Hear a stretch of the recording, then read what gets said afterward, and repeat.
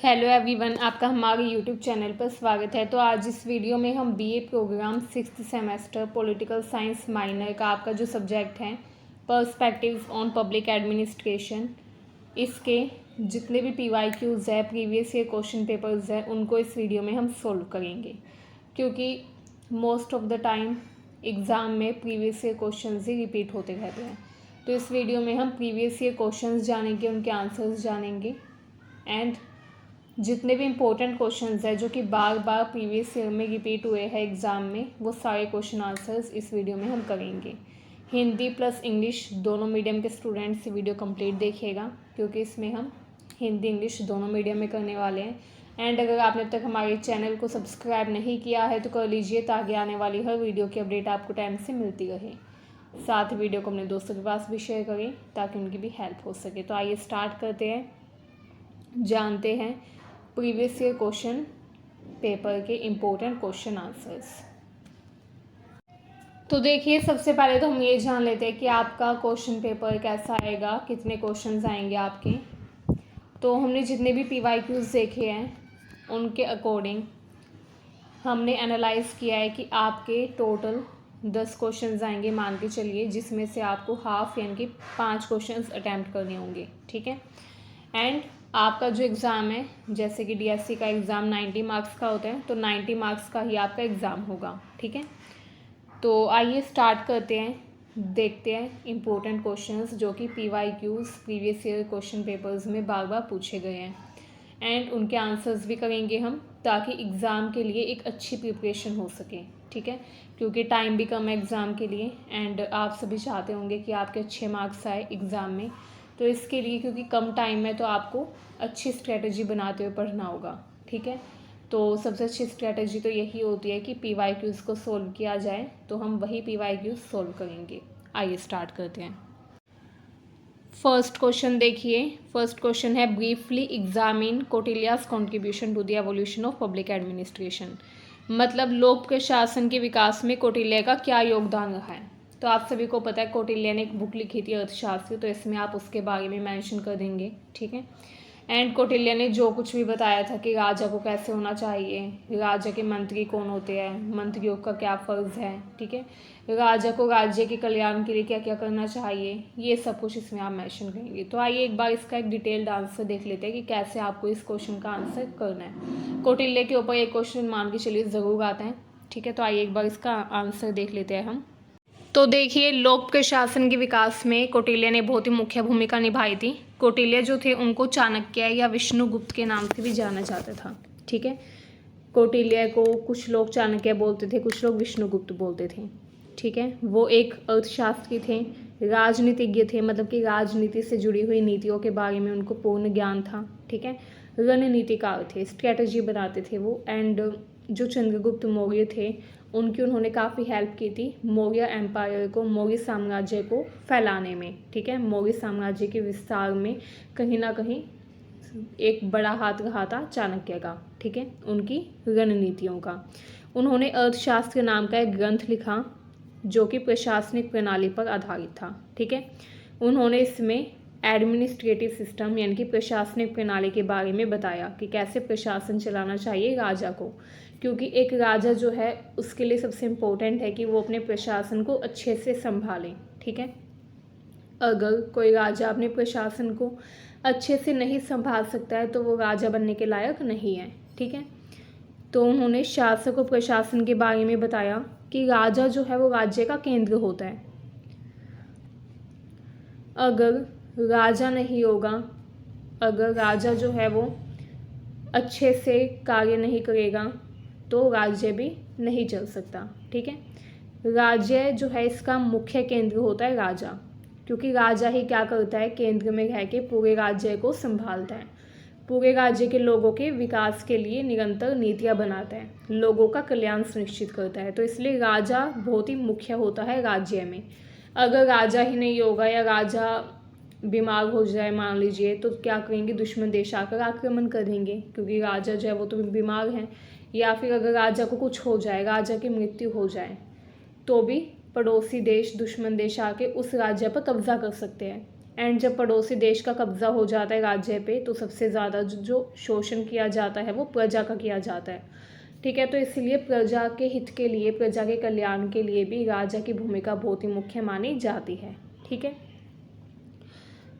तो कौटिल्य ने राजा को सबसे अच्छा माना, सबसे ज़रूरी माना। ठीक है, वो मानते थे कि राजा जो है उसकी पहली जिम्मेदारी कि वो प्रजा की रक्षा करें, protection and welfare of people, अपने प्रजा का, अपने लोगों का कल्याण करें, उनकी रक्षा करें। राजा को न्यायप्रिय होना चाहिए, जो सबको न्याय दे, नैतिक होना चाहिए, नैतिक मूल्यों से युक्त होना चाहिए। ठीक है, कर्मठ होना चाहिए यानी कि हार्ड वर्किंग होना चाहिए। ठीक है, प्रशासनिक ढांचे के बारे में भी कौटिल्य ने बताया। कौटिल्य ने कहा कि हर राज्य में एक सुव्यवस्थित, अच्छे से व्यवस्थित, वेल ऑर्गेनाइज्ड एडमिनिस्ट्रेशन होना चाहिए, प्रशासनिक ढांचा होना चाहिए जिसमें अलग अलग विभाग हो एंड अलग अलग विभाग में अलग अलग पद पर लोग नियुक्त हो। ठीक है, अब उन्होंने अलग अलग पद के बारे में बताया, जैसे अमात्य। अमात्य जो है कौन होते हैं? मिनिस्टर। ठीक है, जो कि राजा की मदद करते हैं पॉलिसी बनाने में, नीति बनाने में। ठीक है, सचिव जो कि आदेशों का कार्यान्वयन करता है, जैसे राजा ने कोई नीति बनाई, मान लीजिए राजा उसने एक निर्णय लिया कि जो गांव है उसमें 100 कुएं बनाए जाएंगे। ठीक है, ताकि जल की कमी ना हो एंड जो यात्री रास्तों से गुजरते हैं उनको जल की कमी ना महसूस हो। ठीक है, वो रास्ते में पानी पी पाएँ। तो मान लीजिए राजा ने आदेश दिया कुएं बनाने का। ठीक है, तो ये जो आदेश है इसको कार्यान्वित कौन करवाएगा? सचिव करवाएंगे। ठीक है, वो जाकर क्या करेंगे? ये सुनिश्चित करेंगे कि राजा की आज्ञा का पालन हो। ठीक है, इसके अलावा दूत होते हैं, स्पाइज, जो कि जानकारी इकट्ठी करके लाते हैं। ठीक है, राजपुरोहित जो कि राजा का नैतिक मार्गदर्शन करते हैं। नेक्स्ट आता है दक्षता। कौटिल्य ने दक्षता तथा योग्यता के बारे में भी अपनी राय व्यक्त की। उन्होंने कहा कि जो भी प्रशासनिक अधिकारी होते हैं उनका दक्ष होना बहुत ज़रूरी है। ठीक है, वो योग्य होने चाहिए। ऐसा ही नहीं है कि राजा जो है वो किसी को भी मंत्री के पद पर नियुक्त कर ले। राजा को मंत्री उसे ही बनाना चाहिए जो कि योग्य हो, जो कि सक्षम हो। ठीक है, मेरिट बेस्ड होना चाहिए मंत्रियों की नियुक्ति। ठीक है, मेरिट बेस्ड अपॉइंटमेंट होनी चाहिए मिनिस्टर्स की। इस पर कौटिल्य ने अपना जो विचार था वो दिया। ठीक है, उनके अनुसार शासन में ईमानदारी होनी चाहिए, राजा ईमानदार होना चाहिए, कर्तव्यनिष्ठ होना चाहिए, जो कि अपने कर्तव्यों को समझे, जवाबदेह होना चाहिए।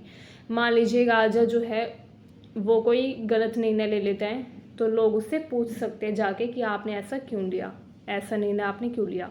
जैसे आज के टाइम में भी हम जवाबदेही का कॉन्सेप्ट देखते हैं हमारी कंट्री में, क्योंकि डेमोक्रेसी है तो अकाउंटेबिलिटी हमें दिखाई देती है। ठीक है, तो अकाउंटेबिलिटी के फेवर में थे कौटिल्य। वो चाहते थे कि राजा जवाबदेह होना चाहिए, अगर राजा जवाबदेह नहीं होगा तो वो तानाशाह बन जाएगा। ठीक है, एंड लोगों का शोषण करने लग जाएगा। ठीक है, तो इसलिए राजा को जवाबदेह होना चाहिए, कर्तव्य परायण होना चाहिए, अपने कर्तव्य का पालन करने वाला होना चाहिए। ठीक है, कौटिल्य मानते थे कि भ्रष्टाचार को नियंत्रित करने के लिए राजा को लगातार प्रयास करना चाहिए। ठीक है, कौटिल्य भ्रष्टाचार को एक बहुत ही गंभीर समस्या मानते थे एंड उन्होंने 40 प्रकार की धोखाधड़ी या 40 प्रकार के भ्रष्टाचारों के बारे में अपने विचार व्यक्त किए। उन्होंने बताया भ्रष्टाचार कई प्रकार के होते हैं एंड उन्होंने भ्रष्टाचार के, करप्शन के 40 प्रकार बताए एंड उनके लिए क्या क्या सज़ा दी जानी चाहिए वो भी बताया। ठीक है, बट इतना डीप आपको पढ़ने की ज़रूरत नहीं है कि कौन कौन से 40 भ्रष्टाचार उन्होंने बताए, बस आपको ये पता होना चाहिए कि उन्होंने 40 तरीके के भ्रष्टाचार के बारे में बताया था। ठीक है, एंड इससे हमें पता चलता है कि उस टाइम भी करप्शन जैसी चीज़ एडमिनिस्ट्रेशन में थी, जैसे आज करप्शन है उस टाइम पर भी मौजूद होगा कहीं ना कहीं। तभी जो कौटिल्य थे उन्होंने भ्रष्टाचार पर अपने विचार व्यक्त किए। उन्होंने सतर्कता तंत्र यानी कि विजिलेंस सिस्टम, गुप्तचर व्यवस्था, दंड नीति के माध्यम से भ्रष्टाचार से निपटने के उपाय भी बताए। ठीक है, सतर्कता तंत्र, गुप्तचर व्यवस्था, गुप्तचर जो होते थे वो गुप्त रूप से क्या करते थे? जासूसी करते थे। ये देखते थे कि जो राज्य है उसके अंदर या राज्य के बाहर कहीं कुछ गलत तो नहीं होगा, कहीं पड़ोसी देश हमारे राज्य पर आक्रमण करने की योजना तो नहीं बना रहे। तो ये सब पता लगाने का काम गुप्तचरों का होता था। वो गुप्त से सूचना को इकट्ठी करते थे एंड राजा तक पहुंचाते थे, ठीक है। उनके बारे में किसी को भी पता नहीं चलता था। तो ये सिस्टम जो था, इसके बारे में भी कौटिल्य ने बताया अपनी अर्थशास्त्र में, ठीक है। लोक कल्याण व नीति, कौटिल्य जो थे उनका प्रशासनिक दृष्टिकोण राजधर्म पर आधारित था, जहाँ प्रजा के हित को सर्वोच्च स्थान प्राप्त था, ठीक है। राजधर्म मतलब जहाँ पे सर्वोच्च स्थान जो है वो किसको दिया जाए, प्रजा को दिया जाए, ठीक है। तो कौटिल्य मानते थे कि राजा का मकसद ये है कि वो लोक कल्याण करें एंड इसको उन्होंने राजधर्म कहा, ठीक है। राजधर्म यानी कि राजा का धर्म, एंड राजा का धर्म क्या है, लोक कल्याण करना, प्रजा का हित करना, ठीक है।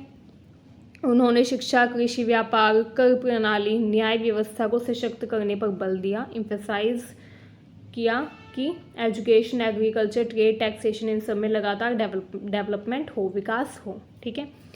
अगर हम आधुनिक संदर्भ में देखें तो आज भी कौटिल्य का जो प्रशासनिक सिद्धांत है वो हमको क्या दिखता है, प्रासंगिक दिखता है, रिलीवेंट दिखता है, क्योंकि हम अपने आसपास आज भी देखते हैं कि ब्यूरोक्रेसी मजबूत हो गई है, ठीक है। नीति निर्माण में राजा जो है वो क्या करता है, सलाह लेता है अपने मिनिस्टर से। जैसे हमारी कंट्री में भी क्या होता है, प्राइम मिनिस्टर जो है कैबिनेट के साथ बैठक करता है, तब कोई फैसला लेता है, ठीक है। या फिर कोई कानून अगर बनाना हो तो ऐसे कोई कानून एक व्यक्ति नहीं बना लेता, उस पर डिस्कशन होता है पार्लियामेंट में, ठीक है। भ्रष्टाचार नियंत्रण के लिए भी अलग अलग कदम उठाए हैं सरकार ने, ठीक है। लोक कल्याण के लिए लगातार नई नई योजनाएं आती रहती है। तो ये सब कुछ पहले भी होता था कौटिल्य के टाइम पर भी एंड आज भी होता है। तो आज भी हमको कौटिल्य के अर्थशास्त्र के जो विचार है वो रिलीवेंट नज़र आते हैं, ठीक है। निष्कर्ष देखिए, कौटिल्य का अर्थशास्त्र न केवल प्राचीन भारत की प्रशासनिक समझ को दर्शाता है बल्कि ये लोक प्रशासन के अध्ययन के लिए भी प्रेरणा स्रोत है, ठीक है। इस प्रकार कौटिल्य को लोक प्रशासन का आदिकालीन आचार्य कहा जा सकता है। Kautilya can be regarded as the ancient master of public administration, क्योंकि आज हम जो पब्लिक एडमिनिस्ट्रेशन देखते हैं वो बहुत पहले कौटिल्य ने ही विकसित कर दिया था, डेवलप कर दिया था, ठीक है। अब प्रीवियस ईयर क्वेश्चन पेपर का नेक्स्ट क्वेश्चन देखिए। नेक्स्ट क्वेश्चन आता है, discuss the major principles of public administration. लोक प्रशासन के प्रमुख सिद्धांतों की व्याख्या कीजिए। कौन कौन से प्रमुख सिद्धांत हैं लोक प्रशासन के, एंड प्रशासन पर इसका क्या प्रभाव पड़ता है, ठीक है। पहले आपको इसमें ये बताना है कि लोक प्रशासन होता क्या है, उसके सिद्धांत बताने हैं, एंड फिर ये बताना है कि लोक प्रशासन पर इन सिद्धांतों का क्या प्रभाव पड़ता है, ठीक है। आइए देखते हैं। तो देखिए, लोक प्रशासन जो है ये एक ऐसी प्रक्रिया है जो कि सरकारी नीतियों को लागू करने, योजनाओं को कार्यान्वित करने तथा नागरिकों को सेवाएं प्रदान करने का कार्य करती है। लोक प्रशासन जो है इसमें क्या किया जाता है, मुख्यतः योजनाएं बनाई जाती हैं, नीतियां बनाई जाती है, फिर उनको लागू किया जाता है, नागरिकों को, लोगों को सेवाएं प्रदान की जाती है ताकि लोगों का कल्याण हो, लोगों को अवसर मिले अपना विकास करने का, ठीक है। एंड लोगों का विकास होगा तो राज्य का विकास होगा, राज्य विकसित होगा तो हमारा देश विकसित होगा, ठीक है। तो इसी सोच के साथ लोक प्रशासन आगे बढ़ता है। इसका संचालन कुछ मूल सिद्धांतों पर आधारित है जो कि इसको प्रभावी, पारदर्शी एंड उत्तरदायी बनाते हैं, ठीक है। लोक प्रशासन के मुख्य सिद्धांत देख लेते हैं पहले हम। पहला आता है डिवीजन ऑफ वर्क, विभाजन का सिद्धांत, जिसमें अलग अलग काम जो है उनको अलग अलग विभागों को सौंपा जाता है, ठीक है। कार्य को विभिन्न विभागों तथा व्यक्तियों में विभाजित किया जाता है ताकि कार्य और भी दक्ष बने एंड और भी विशेषज्ञता के साथ पूरा हो, ठीक है। सपोज कीजिए एक व्यक्ति है, उसको नियुक्त किया गया एंड एक व्यक्ति जब वो 10 काम कर रहा है तो उसकी दक्षता कम होगी, ठीक है। लेकिन एक काम को 10 व्यक्तियों में अगर बांटा जाएगा तो दक्षता बढ़ेगी एंड काम जो है वो और अच्छे से होगा। तो इसीलिए ये किस पर फोकस करते हैं, डिवीज़न ऑफ वर्क पर फोकस करते हैं कि एक काम को अलग अलग विभागों में, अलग अलग व्यक्तियों में बांट दिया जाए, जिससे क्या होगा, दक्षता बढ़ेगी, एफिशिएंसी बढ़ेगी एंड स्पेशलाइजेशन के साथ काम कंप्लीट होगा, ठीक है। नेक्स्ट आता है कमांड की एकता, यूनिटी ऑफ कमांड। हर कर्मचारी को केवल एक ही अधिकारी से आदेश मिलना चाहिए। मान लीजिए फॉर एग्जांपल एक स्कूल है, उसमें 50 टीचर हैं एंड एक वाइस प्रिंसिपल है, एक प्रिंसिपल है, ठीक है। अब जितने भी टीचर्स हैं उनको आदेश सिर्फ एक ही व्यक्ति देगा, वो होगा प्रिंसिपल, ठीक है। अब अगर मान आप ऐसे तो नहीं देखते कि एक स्कूल में 3-4 प्रिंसिपल हो एंड हर टीचर अलग प्रिंसिपल का कमांड फॉलो करे, तो ऐसा कहीं नहीं होता। एक ही हेड होता है, हेड की पोजीशन पर हमेशा एक ही व्यक्ति होता है, क्योंकि अगर हेड की पोजीशन पे बहुत सारे व्यक्ति होंगे तो काम अच्छे से नहीं हो पाएगा, कोई कुछ बोलेगा कोई कुछ बोलेगा, ठीक है। तो इसलिए हमेशा से यही होता आ रहा है कि जो हेड होता है वो एक ही व्यक्ति होता है, ताकि यूनिटी ऑफ कमांड को अचीव किया जा सके, ठीक है। यूनिटी ऑफ कमांड यानी कि हम जो भी आदेश दे रहे हैं वो एकता भरा हो, ठीक है। मतलब हर अधिकारी एक ही आदेश को माने, हर अधिकारी एक ही निर्णय का अनुसरण करें, ठीक है। तो हर कर्मचारी को केवल एक ही अधिकारी से आदेश मिलना चाहिए। हेड की पोजीशन पर एक ही व्यक्ति होना चाहिए जो कि सबको आदेश दे, ठीक है। नेक्स्ट आता है शक्ति व उत्तरदायित्व। प्रशासनिक अधिकारियों को उचित शक्ति दी जानी चाहिए, क्योंकि जब उनके पास पावर होगी, अथॉरिटी होगी, तभी वो अपनी रिस्पॉन्सिबिलिटी फुलफिल कर पाएंगे, ठीक है। नेक्स्ट आता है अनुशासन। अनुशासन से संगठन में कार्यों का सही संचालन हो पाएगा, तो प्रॉपर फंक्शनिंग के लिए भी डिसिप्लिन ज़रूरी है, ठीक है। नेक्स्ट आता है आदेश की श्रृंखला, स्केलर चैन। एक स्पष्ट आदेश प्रणाली होनी चाहिए जिससे आदेश ऊपर से नीचे तक आसानी से पहुँचे। समानता तथा निष्पक्षता होनी चाहिए, सभी कर्मचारियों तथा नागरिकों के साथ समान व्यवहार होना चाहिए। All employees and citizen should be treated equally and fairly, ठीक है। कार्य केंद्रितता, subordination of individual interest to general interest, मतलब व्यक्तिगत हित को सार्वजनिक हित के अधीन रखना चाहिए, ठीक है। मतलब जो लोग प्रशासनिक अधिकारी हैं, जो कि प्रशासन में काम कर रहे हैं, वो ये इंश्योर करें कि वो सार्वजनिक हित के लिए काम करें। हर व्यक्ति को पहले समाज का हित देखना चाहिए बजाय खुद के हित के। अगर लोग खुद का हित देखने लगेंगे तो भ्रष्टाचार बहुत ज़्यादा बढ़ जाएगा, ठीक है। तो इसलिए ये कार्य केंद्रितता पर जोर देते हैं एंड सार्वजनिक हित पर जोर देते हैं। स्थायित्व, कर्मचारियों को स्थायित्व देना चाहिए ताकि वे अपने कार्य में दक्ष हो सकें। जब कर्मचारियों को लगेगा कि हमारी जॉब स्टेबल है तो वो अपनी एफिशिएंसी बढ़ाएंगे, तो वो अपने काम में स्पेशलाइजेशन अचीव करने की कोशिश करेंगे। मान लीजिए आपकी जॉब लगी एंड आपको पता है कि आपको 1 दिन में, 2 दिन में, 1 महीने में या 2 महीने बाद कभी भी जॉब से हटाया जा सकता है, ठीक है। अगर आपको ये लगा कि कभी भी आपको जॉब से हटाया जा सकता है, तो आप अपने काम में स्पेशलाइजेशन हासिल करने के लिए इतना इंटरेस्ट नहीं दिखाएंगे, ठीक है।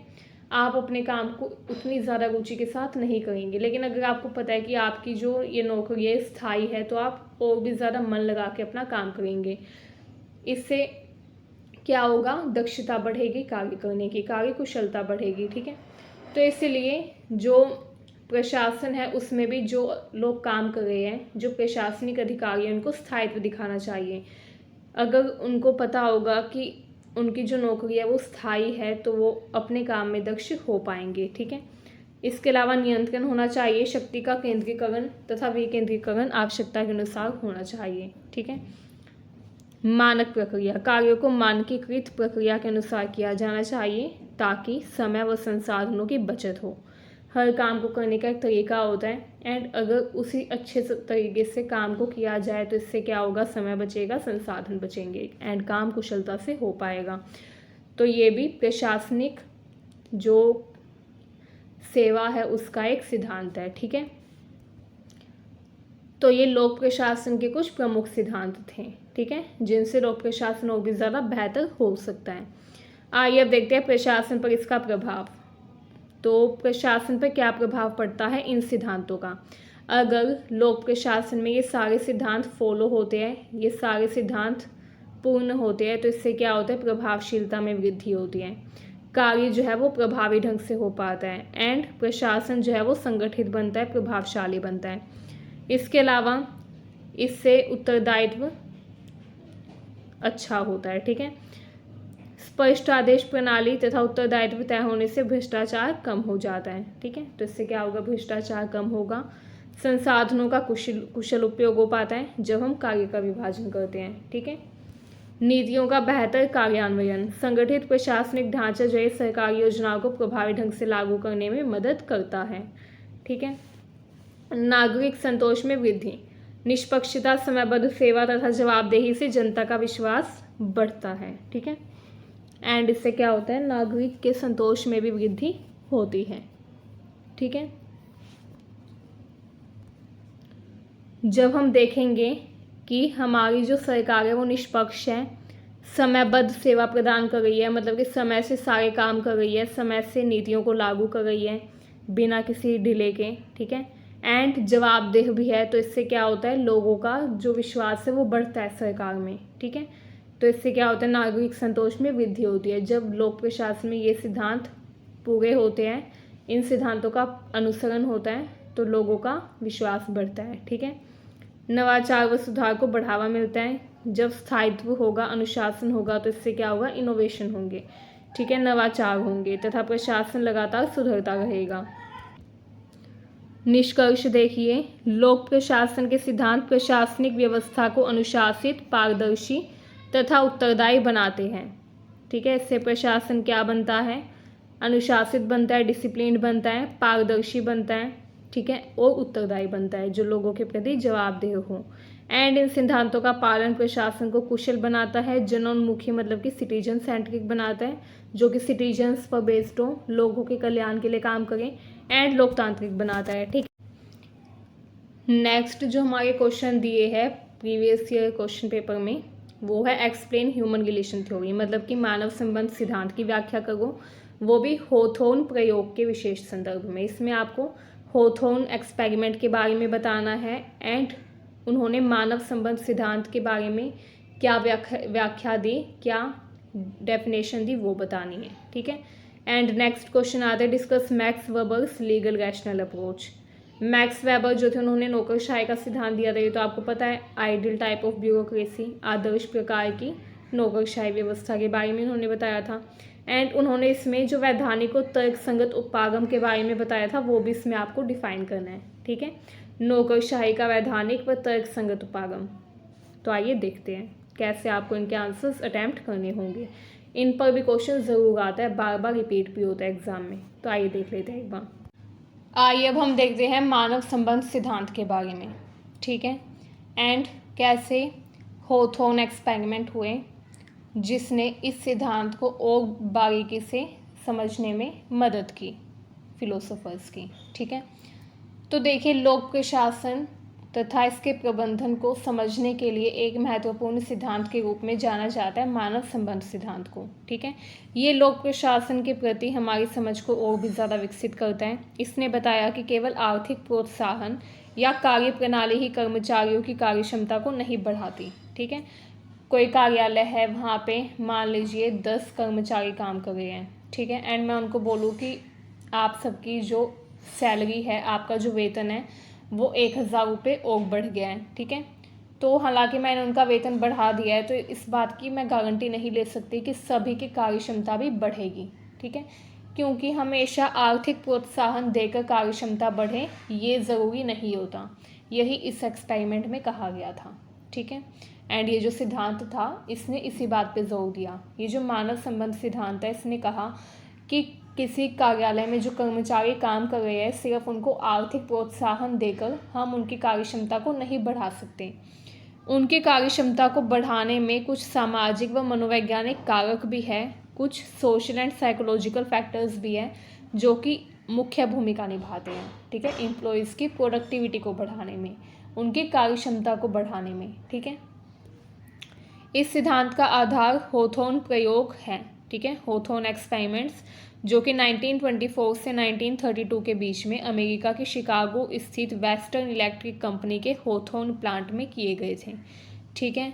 शिकागो में, जो कि यूएसए में है, वहाँ पे एक कंपनी थी, फैक्ट्री थी, जिसका नाम था होथोर्न। ठीक है।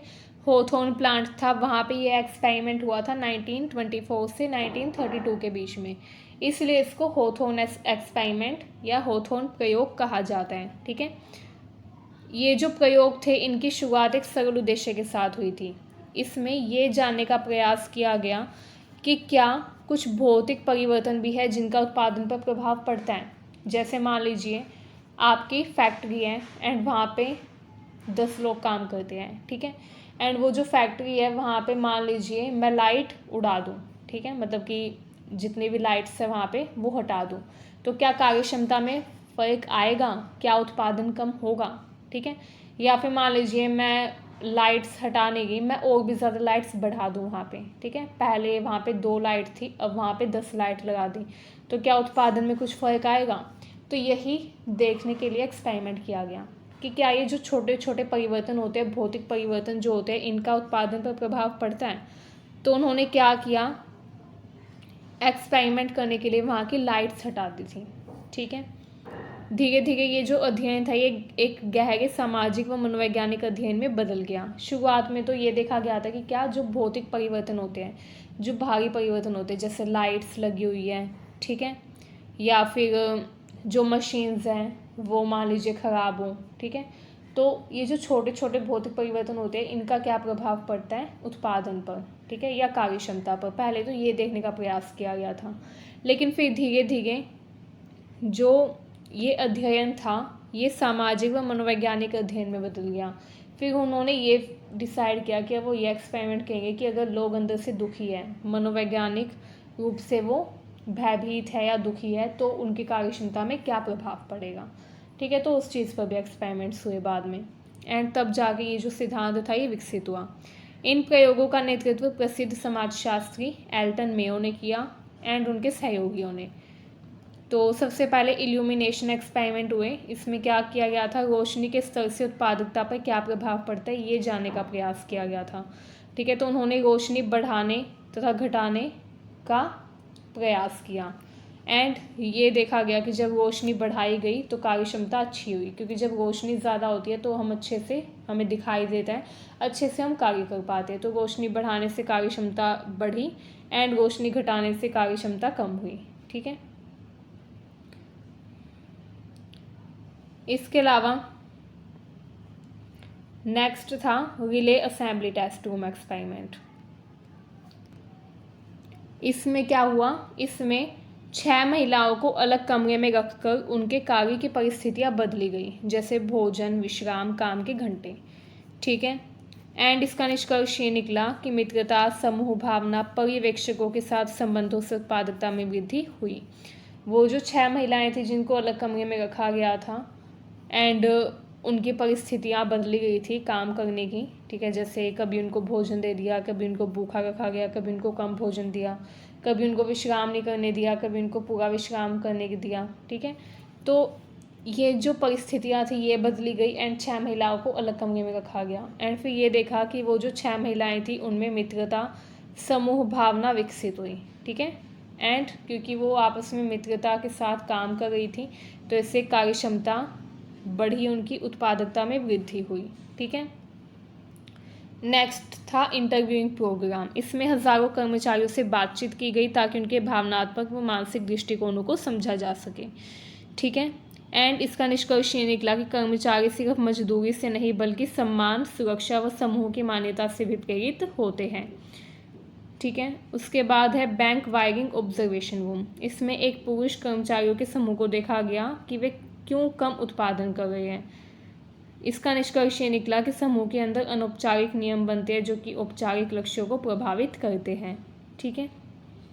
एंड इस तरीके से क्या होता है, उत्पादन में भी प्रभाव देखने को मिलता है, उत्पादन में भी प्रभाव पड़ता है, ठीक है। आइए अब हम देखते हैं मानव संबंध सिद्धांत के मुख्य बिंदु, features of human relation theory. ये जो हमने ऊपर एक्सपेरिमेंट्स पढ़े तो ये 4 प्रकार के एक्सपेरिमेंट हुए थे, ठीक है, होथोन प्रयोग में, होथोन एक्सपेरिमेंट में। एंड उसमें यही देखा गया कि जो भौतिक परिवर्तन होते हैं या कार्य परिस्थितियों में जो सामाजिक परिवर्तन किए जाते हैं उसका भी पूरा असर पड़ता है कार्य क्षमता पर, ठीक है। एंड जो व्यक्ति का मानसिक जो स्थिति है व्यक्ति की, ठीक है, सामाजिक व मानसिक स्थिति जो होती है किसी भी व्यक्ति की, उसका भी पूरा प्रभाव पड़ता है उसकी कार्य क्षमता पर, उत्पादकता पर, ठीक है। तो ये इसमें महसूस किया गया। आइए अब हम देखते हैं फीचर्स क्या क्या थे ह्यूमन रिलेशन थ्योरी के। तो इसमें कहा गया कि कर्मचारी एक सामाजिक प्राणी है, ठीक है, एम्प्लॉयज़ आर सोशल बींग्स। ऐसा इसलिए कहा गया क्योंकि जब उन 6 महिलाओं को अलग कमरे में रखा गया एंड तब उन्होंने काम किया तो उनकी कार्य क्षमता बेहतर थी। ठीक है, आप भी देखते होंगे कोई कंपनी है, वहाँ पे सिर्फ एक एम्प्लॉई है काम करने वाला, तो वो अच्छे से अपना काम नहीं कर पाता। ठीक है, या फिर कार्य क्षमता और उत्पादकता कम देखने को मिलती है। लेकिन वहीं अगर 2 व्यक्ति हो काम करने वाले तो काम जल्दी भी होता है, कार्य क्षमता भी अच्छी होती है एंड उत्पादकता भी बढ़ती है। तो ऐसा किस लिए होता है? क्योंकि कर्मचारी एक सामाजिक प्राणी है। जब कर्मचारी के साथ कोई और भी होता है सेम काम करने वाला, तो वो मन लगाकर अच्छे से अपना काम कर पाता है। ठीक है, नेक्स्ट है, काम की परिस्थितियों से अधिक सामाजिक वातावरण महत्वपूर्ण होता है। सामाजिक वातावरण यही कि जो कार्यालय है वहाँ पे दूसरे कर्मचारी कैसे है, दूसरे कर्मचारियों का कैसा बिहेवियर है। ठीक है, ये भी बहुत ही इम्पोर्टेंट रोल प्ले करता है। ठीक है, मान लीजिए अब ये क्यों कहा गया? ये इसलिए कहा गया क्योंकि जब उन 6 महिलाओं को अलग कमरे में रखा गया था, ठीक है, एंड उनकी जो परिस्थितियाँ थी काम करने की, जैसे भोजन, विश्राम, इन सब में लगातार बदलाव किया गया।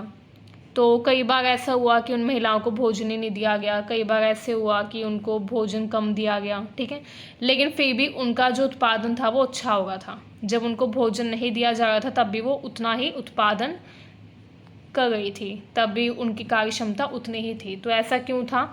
ऐसा इसलिए था क्योंकि उनका सामाजिक वातावरण अच्छा था। वो जो 6 महिलाएं थी वो आपस में मित्रता के साथ संयुक्त रूप से काम कर रही थी। ठीक है, तो इसलिए काम की परिस्थितियों से अधिक सामाजिक वातावरण महत्वपूर्ण होता है।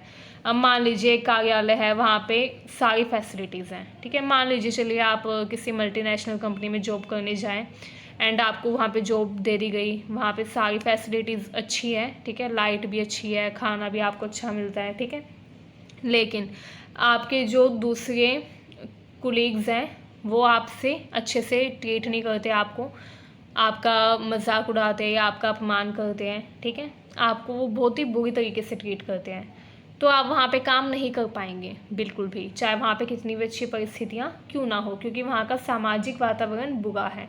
ठीक है, तो इसलिए जो सामाजिक वातावरण है वो बहुत ही मुख्य भूमिका निभाता है कार्य क्षमता को प्रभावित करने में। ठीक है, मान लीजिए कोई कार्यालय है, वहाँ पे जो काम की परिस्थितियाँ हैं वो इतनी खास नहीं है। ठीक है, वहाँ पे मतलब भोजन भी नहीं मिलता, लाइट भी बहुत कम लगी हुई है। ठीक है, एंड अच्छी परिस्थितियाँ नहीं है काम की, लेकिन वहाँ पे जो आपके एम्प्लॉयज़ हैं, जो कुलीग्स हैं, ठीक है, आपके साथ काम करने वाले जो दूसरे एम्प्लॉयज़ हैं, आपके जो कुलीग्स हैं वो काफ़ी अच्छे नेचर के हैं, आपके जो हेड है वो अच्छे हैं। ठीक है, उनका नेचर अच्छा है, तो आप आपस में बातचीत करके अच्छे से काम कर पाएंगे अपना। अगर सामाजिक वातावरण अच्छा है तो कार्य क्षमता बढ़ेगी ही बढ़ेगी। ठीक है, तो ये इसमें कहा गया। नेक्स्ट है, अनौपचारिक समूहों का कार्यस्थल पर प्रभाव होता है। Informal groups greatly influence work place behaviour. ठीक है, जो अनौपचारिक समूह होते हैं उनका कार्यस्थल पर प्रभाव होता है। इसका मतलब क्या है? अब कार्यालय में जितने भी लोग काम कर रहे हैं, ठीक है, वो आपस में क्या करते हैं, जब काम करते हैं तो काम करने से उनकी जान पहचान बढ़ती है। ठीक है, तो उनका एक अनौपचारिक समूह भी बन जाता है जो वर्क प्लेस से अलग भी होता है। ठीक है, मतलब वो आपस में काम से अलग भी बातें करते हैं। ठीक है, जब वो कार्यस्थल पर नहीं होते तब भी वो आपस में बातें करते हैं। ठीक है, जो कर्मचारी होते हैं, तो अनौपचारिक समूह जो उनका बन जाता है वो भी बहुत ही मुख्य भूमिका निभाता है कार्यस्थल पर। ठीक है, प्रेरणा केवल धन से नहीं बल्कि सामाजिक मान्यता, सम्मान व आत्मसम्मान से मिलती है। मोटिवेशन सिर्फ इससे नहीं आता कि आपकी सैलरी बढ़ा दी गई। मान लीजिए आपको मैं बोलूँ कि आपकी सैलरी जो है वो 5,000 रुपये बढ़ जाएगी। ठीक है, तो आप अच्छे से काम तो करेंगे, लेकिन आपको जो मोटिवेशन है वो सिर्फ धन से नहीं मिल सकता बल्कि सामाजिक मान्यता, सम्मान और आत्मसम्मान से भी मिलता है। ठीक है, मान लीजिए कोई व्यक्ति है, एमएनसी में काम करता है एंड उसकी सैलरी 5,000 रुपये बढ़ा दी जाती है।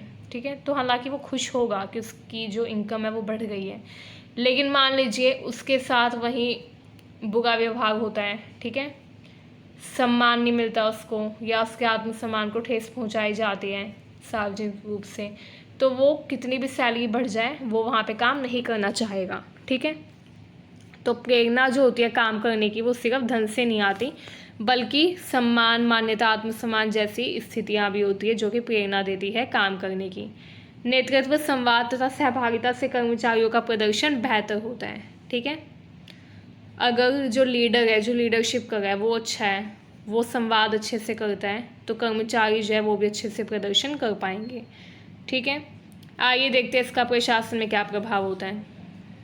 तो मानव संबंध सिद्धांत जो है ये इसके कुछ मुख्य पहलू थे, ये आपको पता होने चाहिए। ठीक है, विशेषताएं थी ये। अब प्रशासन में इसका क्या प्रभाव है, ये प्रबंधक के दृष्टिकोण में बदलाव लाता है। ठीक है, प्रबंधक जो है वो अब कर्मचारियों को सिर्फ मशीन की तरह नहीं देखेंगे, बल्कि सोचने समझने वाले व्यक्ति मानेंगे।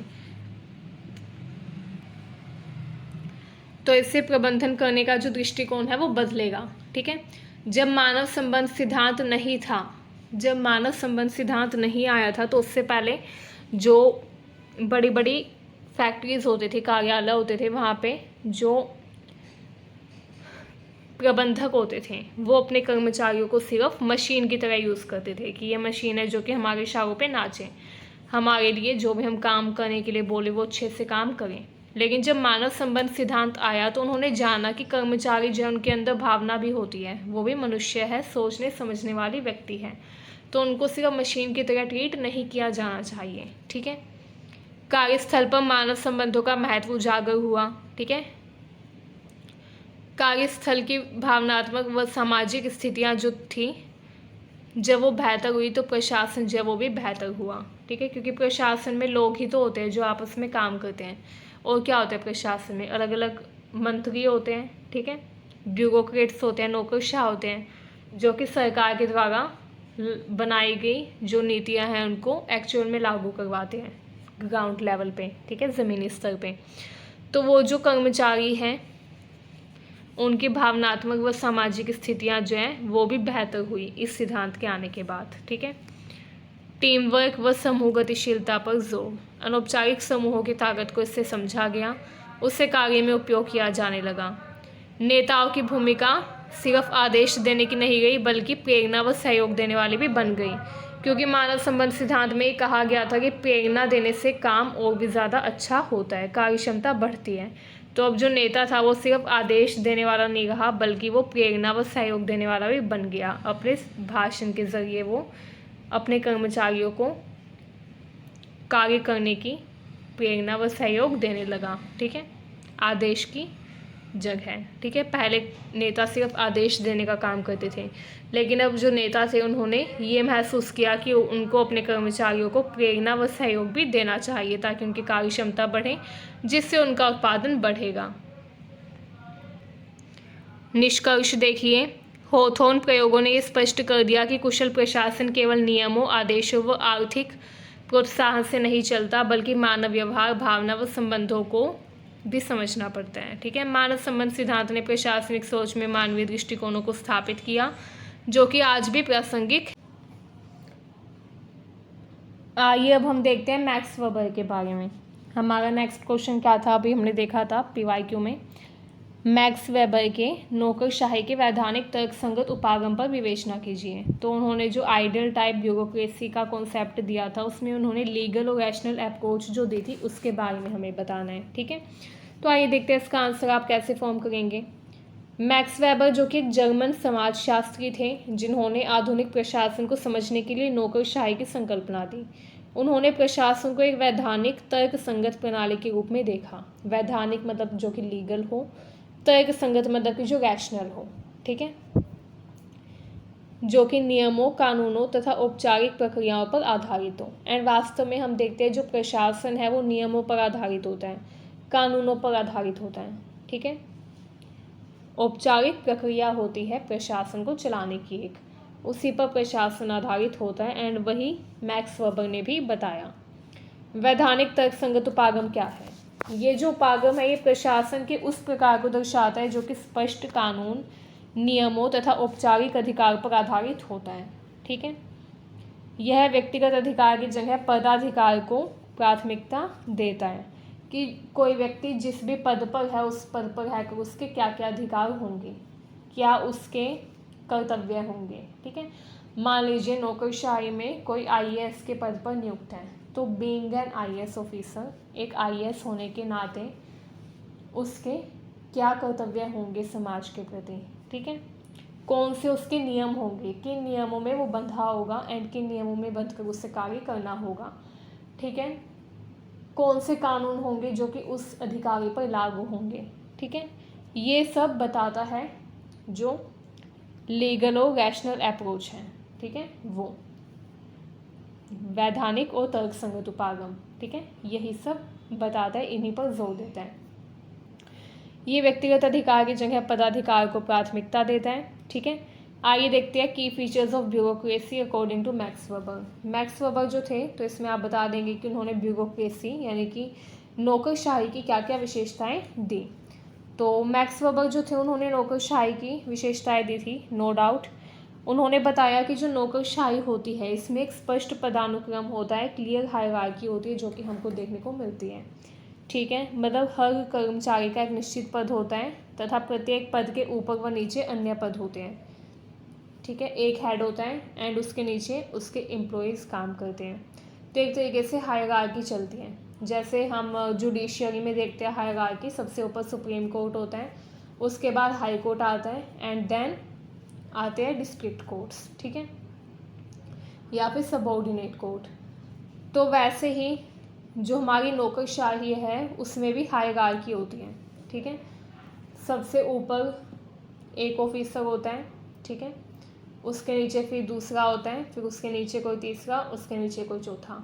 तो इस तरीके से हायरार्की चलती रहती है। जो सबसे ऊपर होता है वो नीचे वालों को कंट्रोल करता है, नीचे वालों को आदेश देता है, ठीक है, ऑर्डर देता है। एंड नीचे जो ऑफिसर्स हैं उनके काम की निगरानी रखता है कि वो अच्छे से काम कर रहे हैं या नहीं, ठीक है। तो ये सिस्टम नौकरशाही में हमें चलता हुआ दिखाई देता है। जैसे हम यही से देख सकते हैं हायरार्की कि सबसे पहले होता है IAS ऑफिसर, IAS ऑफिसर के नीचे IPS ऑफिसर होता है, IPS ऑफिसर के नीचे फिर SHO होता है, ठीक है, SHO के नीचे फिर DSP या फिर SP होते हैं, ठीक है। एंड फिर इसी तरीके से उसके बाद फिर कांस्टेबल आता है, उसके बाद फिर हवलदार होता है। तो इस तरीके से हायरार्की हमें चलती हुई नजर आती है, ठीक है। इसके अलावा नियमों तथा विधियों पर आधारित कार्य, जो भी काम होता है वो नियमों पर आधारित होता है। ऐसे नहीं है कि कोई भी कार्य ऐसे कर दिया जाए, जो भी काम होगा वो नियम पर आधारित होगा, ठीक है। हर काम की एक विधि होती है, प्रक्रिया के अनुसार हर काम होता है। सबसे बेस्ट एग्जांपल हम मान सकते हैं अपॉइंटमेंट ऑफ ब्यूरोक्रेट्स। जो नौकरशाही में काम करने वाले अधिकारी है, जो नौकरशाही, उनकी जो नियुक्ति है वो भी तो प्रक्रिया पर आधारित है, उसकी भी तो एक प्रक्रिया होती है, ठीक है। हम देखते हैं ना एग्ज़ाम कंडक्ट होते हैं सिविल सर्विस के, तो एक प्रक्रिया के तहत जो ये प्रशासनिक कार्य करने वाले नौकरशाही इनकी नियुक्ति होती है। तो जब इनकी नियुक्ति के लिए प्रक्रिया है तो ये जो कार्य करेंगे उसकी भी तो एक निर्धारित प्रक्रिया होगी, तो वो रियल में भी होता है। एंड मैक्स वेबर ने ये अच्छे से बताया था कि इसमें क्या होता है, नियमों तथा विधियों पर यह आधारित होती है, ठीक है। नेक्स्ट होता है डिवीज़न ऑफ वर्क, काम का बंटवारा होता है ताकि एक ही व्यक्ति पर बिल्कुल सारा बर्डन ना पड़ जाए, ठीक है। तो काम का बंटवारा कर दिया जाता है। इसमें कार्यों को विशिष्ट पदों के बीच में बांटा जाता है ताकि विशेषज्ञता बनी रहे, दक्षता बनी रहे, ठीक है। इसके अलावा जैसे हम देखते हैं हमारी कंट्री में, मान के चलिए आप, IAS जो है वो एडमिनिस्ट्रेशन से रिलेटेड वर्क संभालते हैं, ठीक है। IPS जो है वो पुलिस से रिलेटेड वर्क संभालते हैं। जो IRS होते हैं, इंडियन रिवेन्यू सर्विस, वो जो ऑफिसर्स होते हैं IRS ऑफिसर, वो रिवेन्यू से रिलेटेड काम करते हैं, ठीक है। एंड जो IFS होते हैं वो फॉरेन अफेयर्स से रिलेटेड काम संभालते हैं, ठीक है। तो इस तरीके से जितने भी ब्यूरोक्रेट्स होते हैं वो अलग अलग कार्य संभालते हैं, उनके अलग अलग पदाधिकार होते हैं, उनके पद पर अलग अलग अधिकार हर व्यक्ति को सौंपे जाते हैं। एंड अलग अलग अधिकार के साथ साथ अलग अलग कार्य का विभाजन भी हर पद पर होता है, ठीक है। नेक्स्ट है गैर व्यक्तिगत संबंध, इम्पर्सनल रिलेशनशिप। निर्णय व व्यवहार व्यक्तिगत पसंद नापसंद से नहीं बल्कि निर्णयों के अनुसार होता है, नियमों के अनुसार होता है, ठीक है। जो भी निर्णय लिया जाएगा वो नियम के अनुसार लिया जाएगा, ठीक है। अब मान लीजिए कोई कानून सरकार ने पास कर दिया, ठीक है, एंड अगर मैं IAS ऑफिसर हूँ तो मुझको ये जो भी कानून सरकार ने बनाया है उसको ग्राउंड लेवल पर लागू करवाना होगा, ठीक है। यह सुनिश्चित करना होगा कि ये जो नीति या ये जो योजना सरकार ने लागू की है ये क्षेत्रीय स्तर पर, ज़मीनी स्तर पर लागू हो। हालांकि वो कानून या वो योजना मान लीजिए मुझे पसंद नहीं है, लेकिन मेरे पसंद होने या ना होने से कुछ नहीं होता, ठीक है। जो भी निर्णय लिया गया है वो नियमों के अनुसार लिया गया है, तो मुझको उसके लिए कार्य करना होगा, चाहे वो मुझे पसंद हो या ना पसंद हो, ठीक है। तो इसमें व्यक्ति की पसंद निर्धारित नहीं होती, सामाजिक कल्याण की तरफ ध्यान दिया जाता है, ठीक है। लिखित अभिलेखों का रखाव, सभी कार्य व निर्णयों का लिखित रूप में रिकॉर्ड रखा जाता है, ठीक है, ताकि भविष्य में उसको देखा जा सके। नियुक्ति योग्यता पर आधारित होती है, मेरिट बेस्ड अपॉइंटमेंट होती है कर्मचारियों की, ठीक है। कुछ शैक्षिक व तकनीकी योग्यता के आधार होते हैं जिनके आधार पर नियुक्ति होती है, ठीक है। जैसे सिविल सर्विस का एग्ज़ाम कंडक्ट करवाया जाता है, ठीक है। अगर आप IPS बनना चाहते हैं तो आपका फिजिकल टेस्ट भी होता है, ठीक है, ट्रेनिंग भी होती है, उसके बाद प्रशिक्षण दिया जाता है आपको। तो इस तरीके से शैक्षिक व तकनीकी आधार पर योग्यता निर्धारित होती है व्यक्ति की, एंड तब जाके उसको प्रशासनिक पद पर नियुक्ति दी जाती है। प्रशासनिक पद तब जाके उसको सौंपा जाता है, ठीक है। आइए देखते हैं वैधानिक तर्कसंगत नौकरशाही का महत्व। प्रशासन में स्थायित्व लाती है, निरंतरता लाती है, ठीक है। स्टेबिलिटी एंड कॉन्टिन्यूटी, नियमों पर आधारित होती है, इसके कारण भेदभाव कम होते हैं, ठीक है, या फिर भेदभाव की संभावना इसमें कम होती है। विशेषज्ञता से कार्य कुशलता व गुणवत्ता बढ़ती है, एंड जवाबदेही सुनिश्चित होती है, ठीक है। जवाबदेही इसलिए होती है क्योंकि सब कुछ लिखित रूप में होता है, ठीक है। तो इसमें जवाबदेह भी जो प्रशासनिक तंत्र है वो होता है, ठीक है। आलोचना देखिए इसकी, अत्यधिक नियमबद्धता से काम की गति धीमी हो सकती है। कई बार बहुत ज़्यादा नियम देखने को मिलते हैं हमको इसमें, एंड जब बहुत ज़्यादा नियम होते हैं तो इससे काम की गति धीमी हो सकती है, ठीक है। रचनात्मकता व लचीलापन घट जाता है, रचनात्मकता कम हो जाती है। मानवीय पक्षों की अनदेखी होती है, ठीक है। कई बार ह्यूमन जो नीड्स हैं उनको ध्यान में नहीं रखा जाता, कई बार भ्रष्टाचार बहुत ज़्यादा बढ़ जाता है, ठीक है। कई बार लचीलापन घट जाता है क्योंकि एक बार जो रूल बना दिया, एक बार जो नियम बना दिया वो फिर बन गया, तो कई बार क्या होता है जो लचीलापन है वो बिल्कुल ही घट जाता है। लालफिताशाही व अनावश्यक औपचारिकताएं देखने को मिलती हैं, ठीक है। ये इसकी आलोचनाएं थी। निष्कर्ष देखिए, मैक्स वेबर का वैधानिक तर्कसंगत उपागम प्रशासनिक अध्ययन की दिशा को एक वैज्ञानिक व व्यवस्थित ढांचा प्रदान करता है। हालांकि इसमें कुछ व्यावहारिक कमियां भी हैं, लेकिन ये सिद्धांत आज भी लोक प्रशासन और संगठनात्मक व्यवहार की समझ के लिए अत्यंत उपयोगी है, ठीक है। नेक्स्ट क्वेश्चन देखिए, नेक्स्ट क्वेश्चन है इसमें, write an essay on new public management with reference to Minnowbrook conference. मतलब मिनोब्रुक सम्मेलन के संदर्भ में नवीन लोक प्रबंधन पर एक निबंध लिखो। इसमें आपको नवीन लोक प्रबंधन क्या है वो बताना है, एंड आपको मिनोब्रुक सम्मेलन के बारे में भी बताना है कि मिनोब्रुक सम्मेलन क्या था, ठीक है, क्यों हुआ था, एंड इसका क्या संबंध था नवीन लोक प्रबंधन से। तो आइए देखते हैं इसका आंसर आप कैसे अटैम्प्ट करेंगे। अब देखिए क्या होता है, जो 20वीं शताब्दी आती है उस 20वीं शताब्दी में लोक प्रशासन की पारंपरिक प्रणाली की आलोचनाएं शुरू हो जाती हैं, ठीक है। मतलब जो फिलोसफर्स आते हैं वो क्रिटिसाइज करना शुरू कर देते हैं ट्रेडिशनल पब्लिक एडमिनिस्ट्रेशन को और उसके फीचर्स को, ठीक है, जिसे अकुशल, केंद्रीकृत व जनता से दूर माना गया, ठीक है। फिलोसफर्स आते हैं 20वीं शताब्दी के उत्तरार्ध में, जब 20वीं शताब्दी ख़त्म होने वाली होती है, एंड वो बोलते हैं कि ये जो ट्रेडिशनल पब्लिक एडमिनिस्ट्रेशन है, मतलब ये जो पारंपरिक प्रणाली है लोक प्रशासन की, ये अकुशल है, ठीक है, क्योंकि ये केंद्रीकृत है, बहुत ज़्यादा सेंट्रलाइज्ड है। इसमें सरकार सिर्फ अपने बारे में सोचती है एंड जनता के ऊपर ध्यान नहीं देती, जनता से दूर है ये प्रणाली, ठीक है।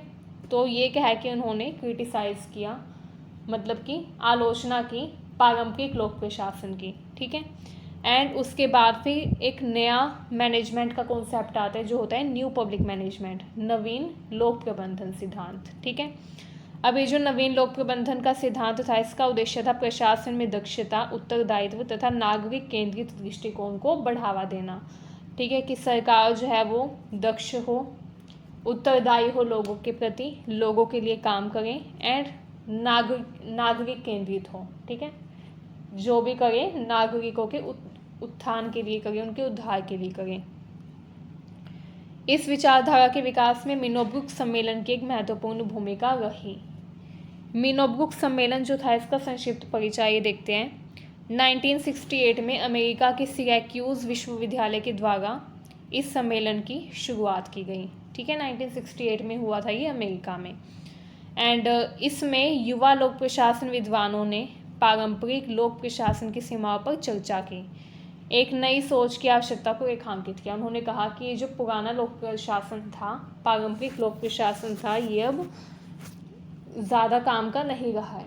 ठीक है, क्योंकि ये जो है ये सारी जो ज़रूरतें हैं वो पूरी नहीं कर पा रहा है हमारे समाज की।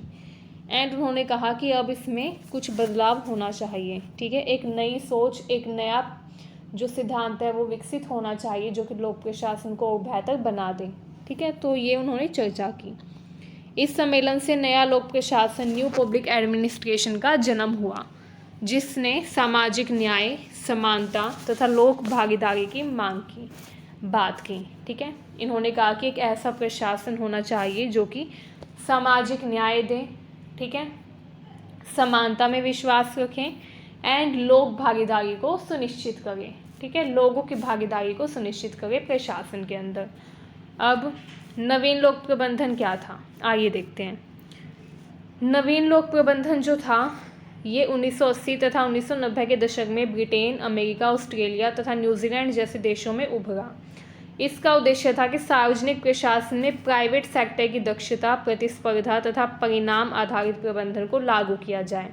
ठीक है, जैसे प्राइवेट सेक्टर दक्ष है, ठीक है, प्राइवेट सेक्टर जो है ये पूरा ट्रेंड होता है, दक्षता के साथ हर काम करता है, प्रतिस्पर्धा पर चलता है। ठीक है, प्रतिस्पर्धा करता है दूसरी जो प्राइवेट कंपनीज हैं उनके साथ। वैसे ही जो लोक प्रशासन है उसको भी दक्ष होना होगा, प्रतिस्पर्धा करनी होगी दूसरे देश के लोक प्रशासन के साथ, तभी वो अपनी जो बुराइयां हैं उनको सुधार पाएगा, अपनी कमियों को सुधार पाएगा तथा उन्हें पूरा कर पाएगा। ठीक है, ये कहा गया था इस न्यू पब्लिक मैनेजमेंट के कॉन्सेप्ट में। ठीक है, मुख्य विशेषताएं देखिए आइए इसकी क्या क्या थी। निजी क्षेत्र के सिद्धांतों का ये उपयोग करता है, आउटकम आधारित प्रदर्शन, ठेकेदारीकरण तथा निजीकरण। इसमें कहा गया कि ज़्यादा से ज़्यादा प्राइवेटाइजेशन हो। ठीक है, क्योंकि प्राइवेट सेक्टर जो है ये ज़्यादा दक्ष है।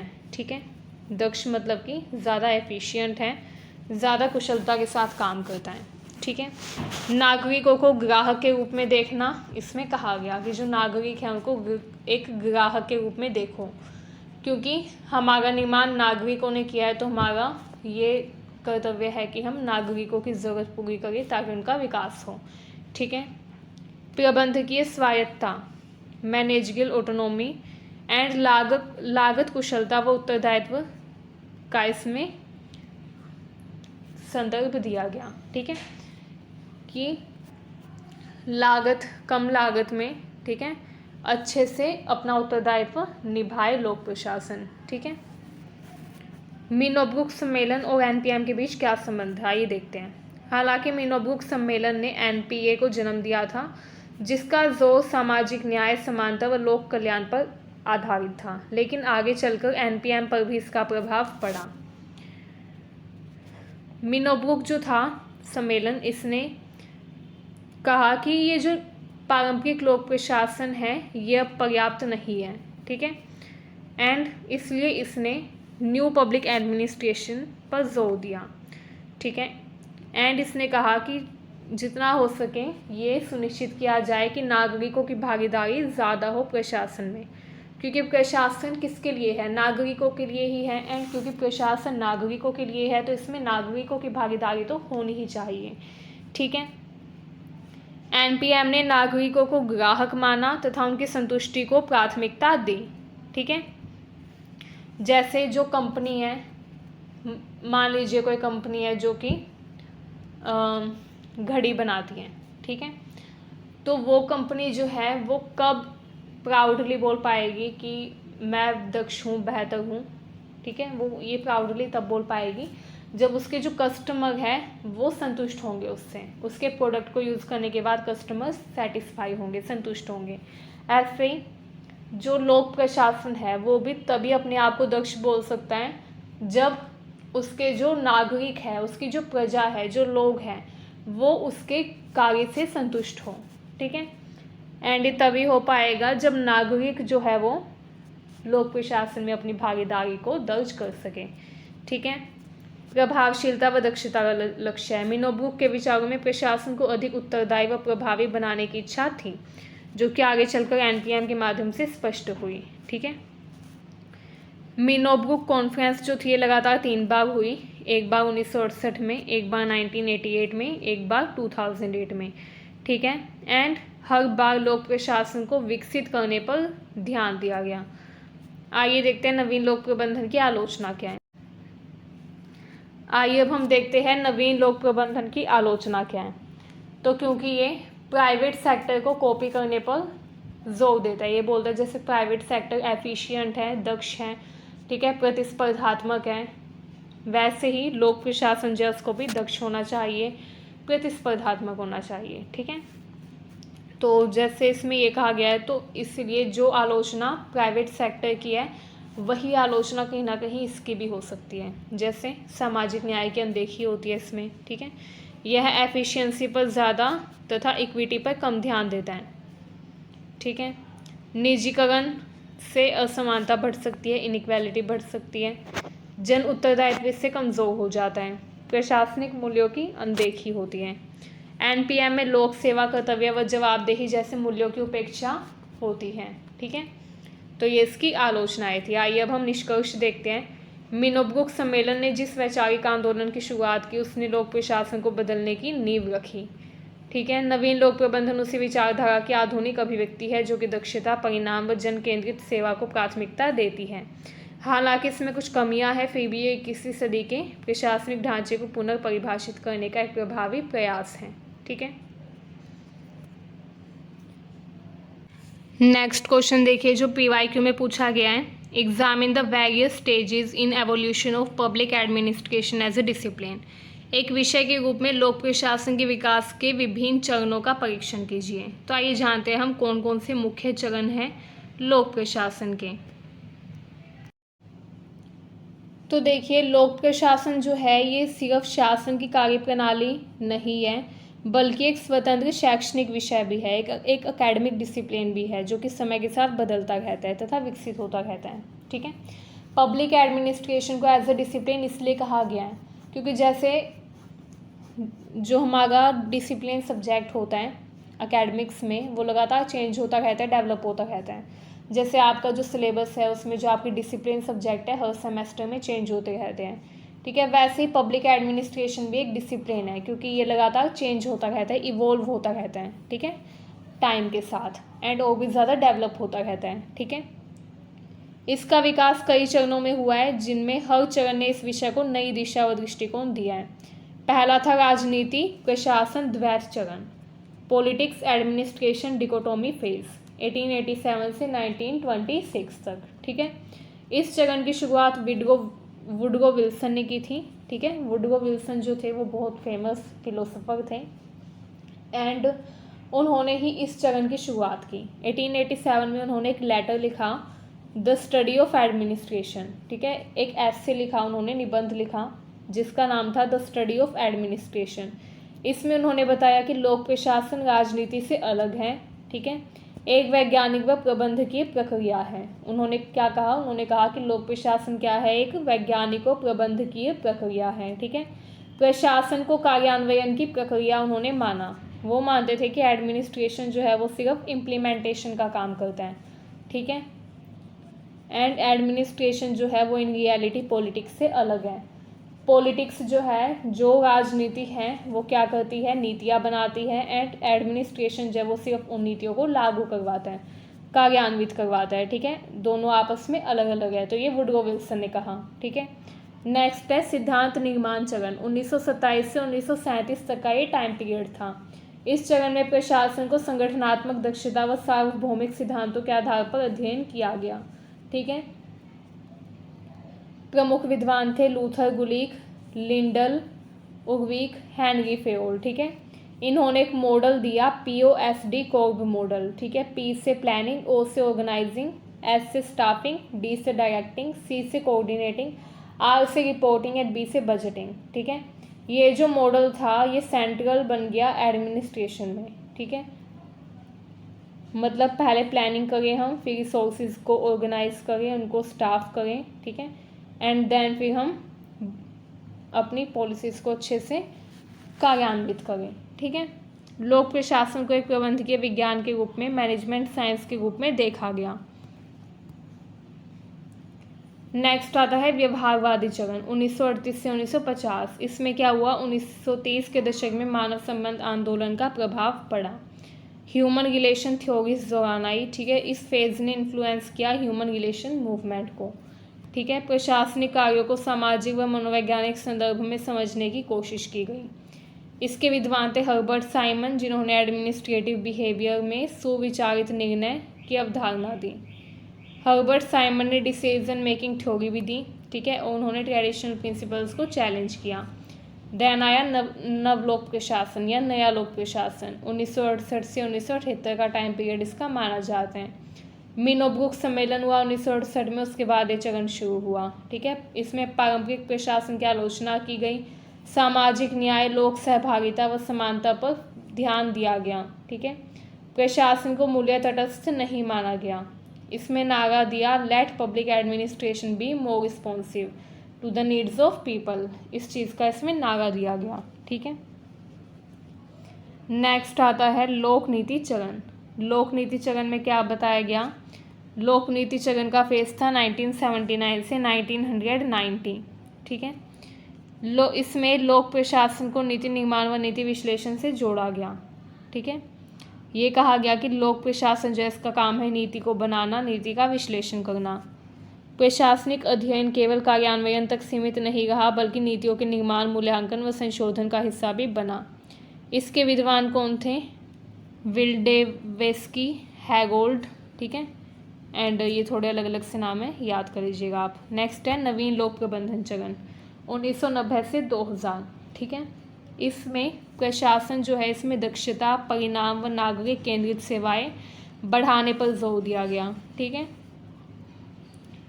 एंड निजी क्षेत्र की तकनीकों को अपनाया गया। ठीक है, निजीकरण, ठेका प्रणाली, प्रदर्शन आधारित प्रबंधन पर इसमें जोर दिया गया। नागरिकों को ग्राहक के रूप में देखा गया। ठीक है, एंड इसके विद्वान थे Christopher hood, Osborne and Gabler. ठीक है, उसके बाद शासन और उत्तराधुनिक चरण आया। ठीक है, 2000 से लेके वर्तमान तक, जो कि अब तक चल रहा है। इसमें पारंपरिक सरकार से हटकर नेटवर्क गवर्नेंस की तरफ लोगों का ध्यान गया। ठीक है, ई गवर्नेंस, डिजिटलाइजेशन हो गया, पारदर्शिता, सार्वजनिक निजी भागीदारी। ठीक है, सहयोगात्मक प्रशासन, इन सब पर बल दिया गया। उत्तराधुनिक दृष्टिकोण में ज्ञान, विविधता व वैकल्पिक दृष्टिकोणों को भी स्वीकार किया गया।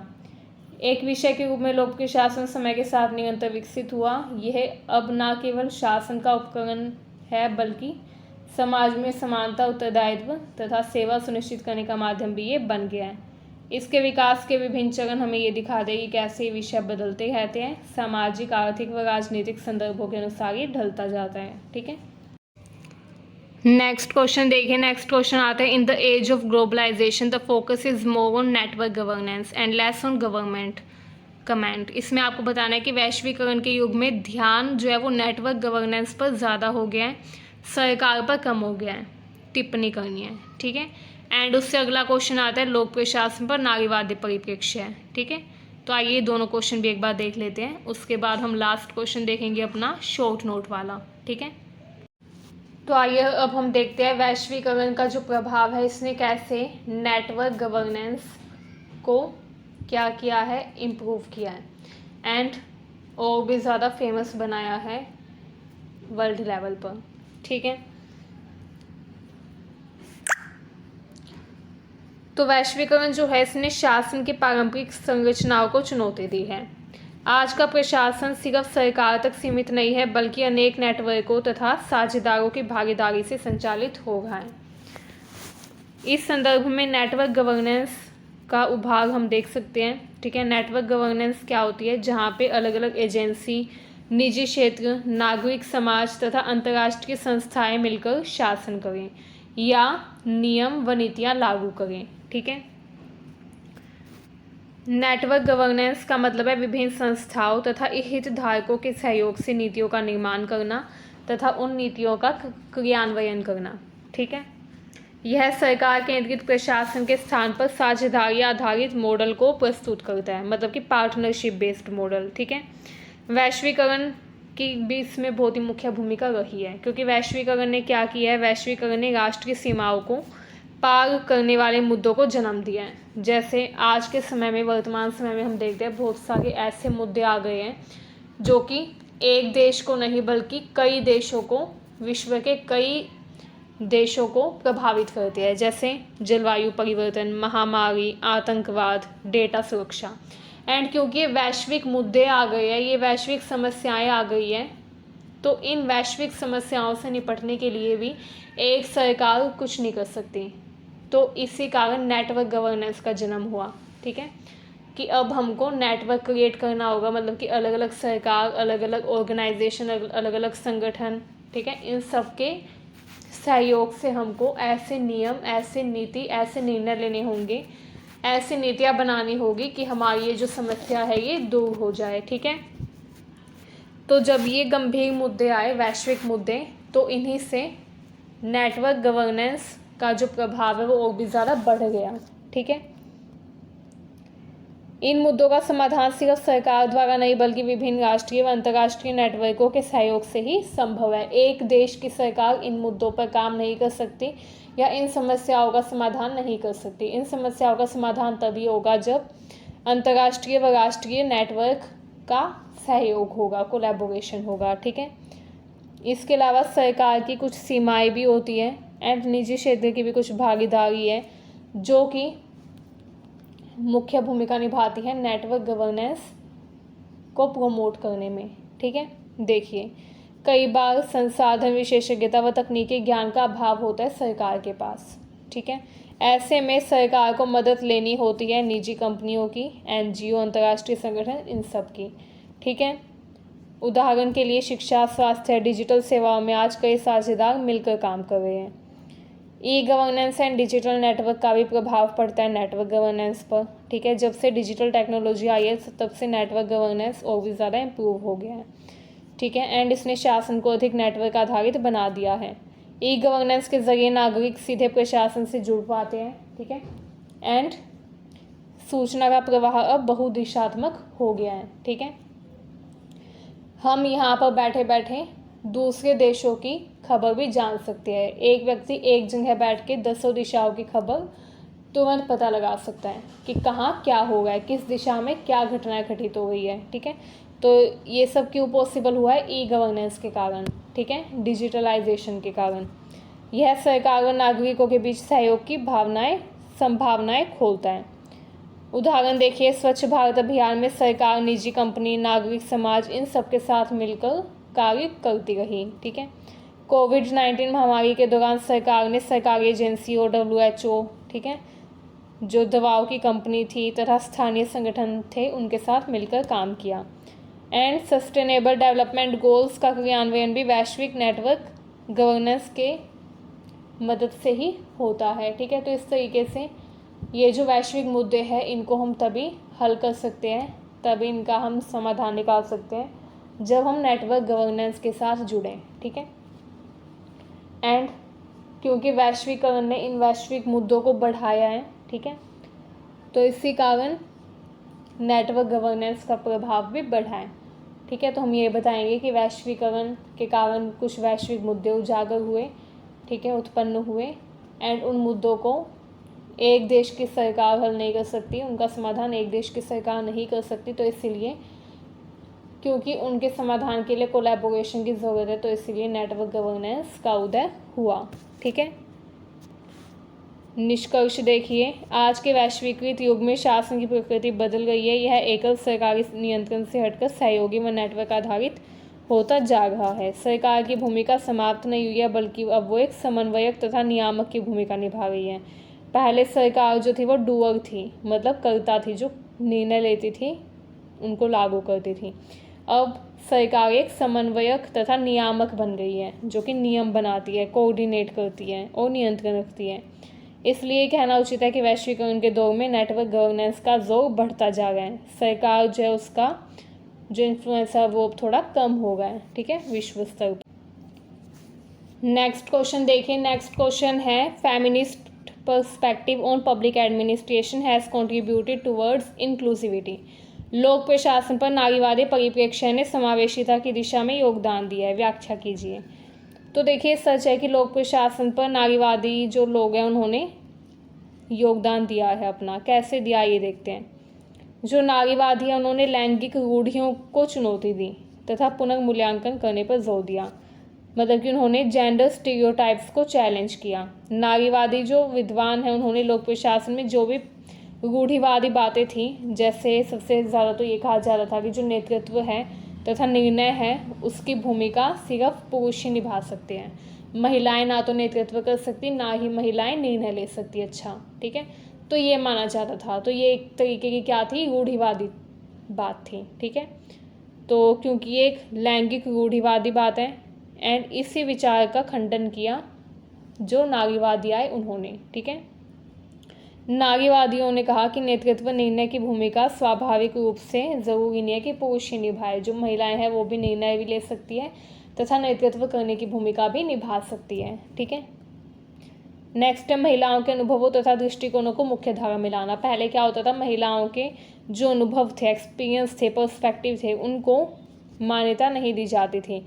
तो नारीवादी आए, उन्होंने लोक प्रशासन का अध्ययन किया एंड उन्होंने देखा कि इस लोक प्रशासन में कहीं भी महिलाओं के जो मत है उनको जगह नहीं दी गई है, ना ही महिलाओं के अनुभवों को कहीं लिखा है, ना ही महिलाओं के जो दृष्टिकोण है उनको शामिल किया है। तो नारीवादियों ने इसका विरोध किया। उन्होंने कहा कि महिलाओं के अनुभव, महिलाओं के दृष्टिकोणों को भी शामिल किया जाना चाहिए लोक प्रशासन में, ठीक है। इससे नीतियाँ जो है वो और भी ज़्यादा अच्छे से बन पाएगी, नीति और कार्यक्रम और भी ज़्यादा समावेशी बन पाएंगे, ठीक है। नेक्स्ट है, लिंग आधारित असमानताओं तथा पूर्वाग्रहों की पहचान करना। Identify gender based inequality and biasness. नारीवादी जो है विश्लेषण करते हैं। इन्होंने कहा कि लोक प्रशासन प्रणालियों तथा प्रक्रियाओं में अंतर्निहित लिंग आधारित असमानताओं को उजागर इन्होंने किया, ठीक है। इन्होंने बताया कौन कौन सी असमानताएं हैं जो कि लिंग आधारित है, जो कि लोक प्रशासन में व्याप्त है, ठीक है। इन्होंने बताया कि जो नीतियाँ बनती है, जो नीतियों का निर्माण होता है, उनमें महिलाओं को भी शामिल किया जाना चाहिए, महिलाओं को भी नीति निर्माण की प्रक्रिया में शामिल करना चाहिए, ठीक है। महिलाओं के साथ भेदभाव नहीं होना चाहिए। नेक्स्ट है, समावेशी नीति व कार्यक्रमों की वकालत करना। नारीवादी विद्वानों तथा कार्यकर्ताओं ने एक ऐसी समावेशी नीति व कार्यक्रमों की वकालत की जो कि महिलाओं की विशिष्ट आवश्यकताओं तथा चुनौतियों का समाधान करती है, ठीक है। उन्होंने कहा ऐसी नीति बनानी चाहिए जिससे जो महिलाएं हैं उनको सहायता मिले, जैसे महिलाओं के लिए मातृत्व अवकाश, बाल देखभाल सुविधाएं, कार्यस्थल पर यौन उत्पीड़न के खिलाफ सुरक्षा। तो ऐसी नीतियाँ बननी चाहिए महिलाओं के लिए, ठीक है। इससे क्या होगा, समावेशी रूप से विकास हो पाएगा महिलाओं का भी, ठीक है। इसके अलावा नेक्स्ट है, शक्ति संरचना तथा पितृसत्तात्मक व्यवस्थाओं की आलोचना करना। नारीवादियों ने पितृसत्तात्मक समाज यानी कि पैट्रियार्कल सोसाइटी की आलोचना की। इन्होंने कहा कि महिलाओं की प्रगति और समावेशिता में इसलिए बाधा आ रही है क्योंकि हमारा समाज पितृसत्तात्मक है, ठीक है। एंड पितृसत्तात्मक समाज की संरचना को बदलना होगा। जब इस संरचना को बदला जाएगा तभी महिलाओं का विकास हो पाएगा। इसके अलावा निर्णय लेने में महिलाओं की भागीदारी को उन्होंने प्रोत्साहित किया। इन्होंने कहा कि जो भी निर्णय लिया जाए उस प्रक्रिया में महिलाओं की भागीदारी हो, महिलाएं भी निर्णय लेने की प्रक्रिया में मुख्य भूमिका निभाएं, ठीक है। संवेदनशीलता व सहानुभूति पर इन्होंने जोर दिया। नारीवादी जो है ये शुरुआत से संवेदनशीलता, सहानुभूति रखते हैं महिलाओं के प्रति, एंड इन्होंने कहा कि ये जो मूल्य है, संवेदनशीलता, सहानुभूति, देखभाल, इन मूल्यों को लोक प्रशासन में शामिल किया जाना चाहिए, क्योंकि ये पारंपरिक रूप से स्त्री के गुण हैं एंड इन गुणों को अगर लोक प्रशासन में शामिल किया जाएगा तो लोक प्रशासन और भी समावेशी बनेगा, नागरिक केंद्रित बनेगा। आइए अब हम लास्ट क्वेश्चन देख लेते हैं अपना। लास्ट क्वेश्चन जो है इसमें आपको शॉर्ट नोट दिए जाएंगे, ठीक है। तो इसमें हमको 4 टॉपिक्स दिए गए हैं जिसमें से किसी 2 पर शॉर्ट नोट लिखना है। तो आइए एक बार ये टॉपिक्स भी देख लेते हैं। फर्स्ट है सार्वजनिक निजी विभेद, दूसरा है वैज्ञानिक प्रबंधन उपागम, तीसरा है नई लोक सेवा एंड चौथा है सुशासन। आइए देखते हैं ये शॉर्ट नोट कैसे आपको अटेम्प्ट करने हैं। तो पहला आता है सार्वजनिक निजी विभेद, पब्लिक प्राइवेट डिकोटोमी। सार्वजनिक निजी विभेद का मतलब है प्रशासन और राजनीति के कार्य क्षेत्रों को अलग कर देना। जैसे वुडरो विल्सन मानते थे कि जो प्रशासन है वो अलग है, राजनीति अलग है, वैसे ही सार्वजनिक निजी विभेद का भी यही मतलब है। ये कॉन्सेप्ट है जो कि बोलता है कि जो प्रशासन है वो राजनीति से अलग है, ठीक है। ये सिद्धांत 1887 में वुडरो विल्सन ने ही दिया था, ठीक है। उन्होंने कहा प्रशासन को राजनीति से स्वतंत्र व वस्तुनिष्ठ होना चाहिए। उनके अनुसार राजनीति नीति बनाती है, प्रशासन उसे लागू करता है, दोनों के कार्य अलग अलग हैं एंड दोनों अलग अलग हैं। इस विचारधारा ने लोक प्रशासन को एक स्वतंत्र क्षेत्र के रूप में स्थापित करने में मदद की। ये विभेद इस विचार पर आधारित है कि प्रशासनिक कार्य निष्पक्ष हो, कुशल हो व तकनीकी हो, ठीक है। यह विभेद इस विचार पर आधारित है कि जो प्रशासनिक कार्य है वो कैसा होना चाहिए, निष्पक्ष होना चाहिए, ठीक है। प्रशासनिक कार्य कुशल होना चाहिए, तकनीकी होना चाहिए। परंतु आधुनिक युग में ये जो विभेद है ये धुंधला हो गया है, क्योंकि आज के समय में हम देखते हैं कि प्रशासन और राजनीति एक हो गए हैं, ठीक है। क्योंकि राजनीति में जो लोग हैं वही तो प्रशासनिक कार्य कर रहे हैं। जो लोग राजनीति में हैं वही नीतियाँ बनाते हैं एंड वही उनको लागू करवाते हैं, ठीक है। आज सरकार नीति के निर्माण तथा प्रशासन दोनों क्षेत्रों में सक्रिय भूमिका निभाती है। साथ ही निजी क्षेत्र भी अब जनसेवा व नीतियों के क्रियान्वयन में भागीदार बन चुका है, ठीक है। इसलिए आज के समय में सार्वजनिक व निजी क्षेत्र के बीच स्पष्ट विभाजन संभव नहीं रह गया है। नेक्स्ट है वैज्ञानिक प्रबंधन उपागम। वैज्ञानिक प्रबंधन उपागम जो है इसका विकास फ्रेडरिक विंस्लो टेलर ने किया था 20वीं सदी की शुरुआत में। इसका मुख्य उद्देश्य है कार्य कुशलता, समय की बचत व उत्पादन में वृद्धि करना। अच्छे से कुशलता से कार्य करना ताकि समय की बचत हो, उत्पादन ज़्यादा हो। टेलर मानते थे कि कार्यों को वैज्ञानिक ढंग से विश्लेषण करके बेहतर परिणाम हम प्राप्त कर सकते हैं। उन्होंने परंपरागत कार्य प्रणालियों की आलोचना की तथा उन्हें अपूर्ण व अव्यवस्थित बताया। इस सिद्धांत के प्रमुख तत्व थे समय, गति, अध्ययन, मानकीकरण, प्रशिक्षण, प्रोत्साहन आधारित वेतन, ठीक है। मतलब समय निर्धारित किया जाए कि इस समय के अंतर्गत ये कार्य होना चाहिए। जब हम समय का निर्धारण कर देते हैं तो गति उसी के अकॉर्डिंग हमारी बढ़ जाती है। मान लीजिए आपको कॉलेज में असाइनमेंट दिया जाए कि आपको ये असाइनमेंट बनाना है, ठीक है, आपको कार्य दे दिया गया। अब अगर आपको ये नहीं बताया जाएगा कि लास्ट डेट क्या है सबमिट करने की, तो आप अपना काम नहीं करेंगे। लेकिन अगर आपको टाइम दे दिया जाए कि ये तारीख अंतिम तारीख है जमा करवाने की असाइनमेंट, तो आप तुरंत अपनी गति बढ़ाएंगे उसको करने की, ठीक है। तो समय व गति, अध्ययन, मानकीकरण मतलब कि स्टैंडर्डाइजेशन हो, ठीक है, जो भी काम कर रहे हैं उसमें। प्रशिक्षण मतलब कि ट्रेंड किया जाए, ठीक है। जो भी लोग नीति बना रहे हैं उनको लागू करवा रहे हैं उनको ट्रेनिंग दी जाएगी कैसे उनको अपना काम करना है। प्रोत्साहन दिया जाए, ठीक है, एंड प्रोत्साहन के रूप में उनका वेतन बढ़ा सकते हैं। टेलर ने श्रमिकों व प्रबंधकों के बीच स्पष्ट कार्य विभाजन की आवश्यकता बताई। उन्होंने कहा डिवीज़न ऑफ वर्क होना चाहिए श्रमिकों के बीच में एंड प्रबंधकों के बीच में। उन्होंने सही व्यक्ति द्वारा सही कार्य पर बल दिया, ठीक है। इस दृष्टिकोण ने उत्पादन क्षेत्र विशेषकर फैक्ट्री व उद्योगों में क्रांतिकारी बदलाव किए। हालांकि इसकी आलोचना भी हुई क्योंकि ये मानवीय भावनाओं, सामाजिक संबंधों तथा समूह गतिविधियों की अनदेखी करता है। फिर भी वैज्ञानिक प्रबंधन उपागम ने प्रशासन तथा प्रबंधन के क्षेत्र को पेशेवर व व्यवस्थित रूप देने में महत्वपूर्ण भूमिका निभाई। नेक्स्ट आता है नई लोक सेवा। नई लोक सेवा की अवधारणा को 2001 में रोबोट तथा जेनेट डैनहोर्ट द्वारा प्रस्तुत किया गया। ये दृष्टिकोण लोकतंत्र, नागरिक सहभागिता व सार्वजनिक मूल्यों पर आधारित था, ठीक है। एंड ये नागरिकों की सेवा करो, उन्हें नियंत्रित मत करो, इस सिद्धांत पर बल देता था कि जो सरकार है उनको नागरिकों की सेवा करनी चाहिए, ना कि उन्हें नियंत्रित करना चाहिए। सर्व सिटीजन नोट कंट्रोल दैम, यहाँ पे कस्टमर की जगह कंट्रोल दैम कर लीजिएगा, ठीक है।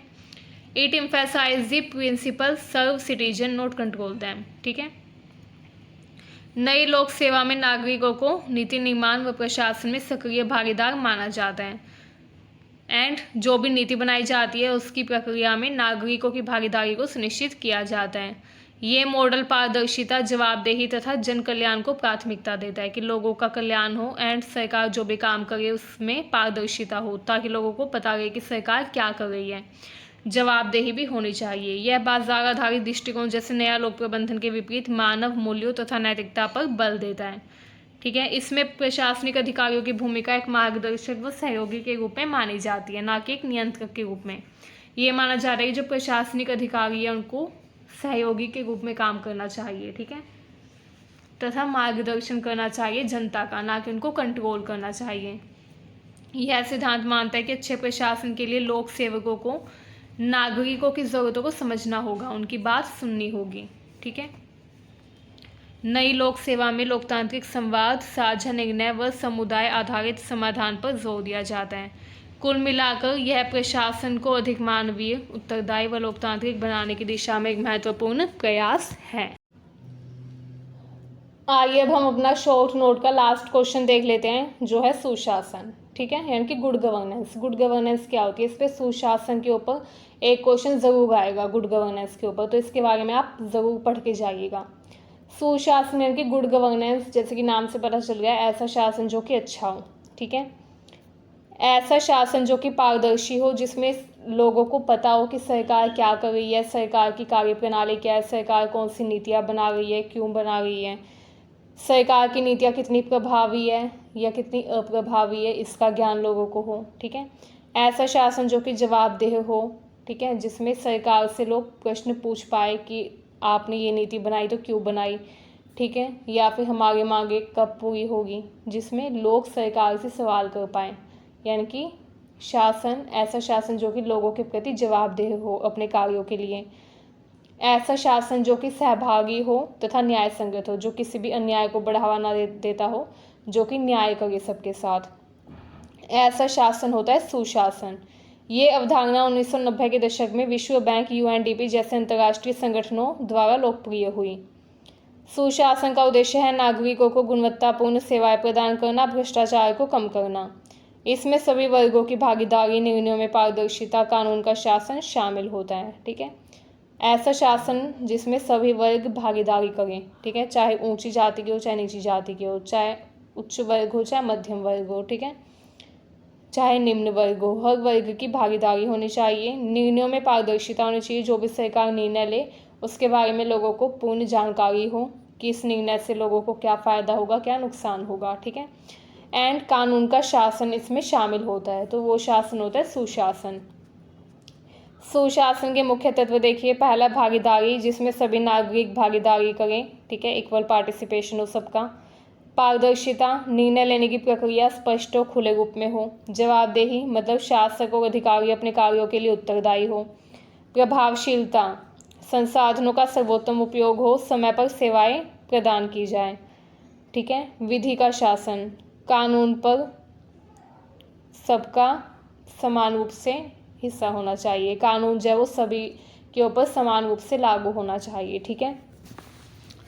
सुशासन में ई-गवर्नेंस, सोशल ऑडिट, RTI तथा जन शिकायत निवारण प्रणाली जैसे उपकरणों का उपयोग किया जाता है। यह लोकतांत्रिक शासन प्रणाली को मजबूत बनाता है तथा विकास को समावेशी व स्थायी बनाता है। भारत में सुशासन को संविधान के लक्ष्यों, नीति निर्देशक तत्वों व योजनाओं में विशेष स्थान प्राप्त है। प्रधानमंत्री नरेंद्र मोदी जो थे, उन्होंने सुशासन दिवस मनाने का भी आह्वान किया, एंड इसलिए हर वर्ष 25 दिसंबर को सुशासन दिवस यानी कि गुड गवर्नेंस डे सेलिब्रेट किया जाता है, ठीक है। निष्कर्ष देखिए, सुशासन एक ऐसी व्यवस्था है जो कि जनता की भलाई के लिए, न्याय के लिए तथा प्रभावी सेवा वितरण के लिए कार्य करती है, जो कि प्रभावी सेवा वितरण सुनिश्चित करती है कि हर व्यक्ति तक प्रभावी रूप से सेवाएं पहुँचें, ठीक है, प्रभावी सेवा वितरण हो। तो ये क्वेश्चंस थे। इस वीडियो में हमने पूरा एक PYQ डिस्कस किया, एक प्रीवियस ईयर क्वेश्चन पेपर देखा पूरा कंप्लीट। आई होप ये वीडियो आपको अच्छी लगी। अगर आपको वीडियो अच्छी लगी हो तो चैनल को सब्सक्राइब करिए, वीडियो को शेयर करिए। Thank you very much.